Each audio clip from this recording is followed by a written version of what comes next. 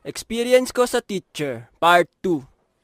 Hey, may mga nababasa ako sa mga comments na gagayahin daw nila yung mga experience ko sa teacher. Sige, gayahin nyo, pero pag kayo may ginawang kalokohan, tapos pinalo kayo ng teacher, wag na wag kayong uuwing luhaan, tapos magsusumbong kayo sa mama nyo.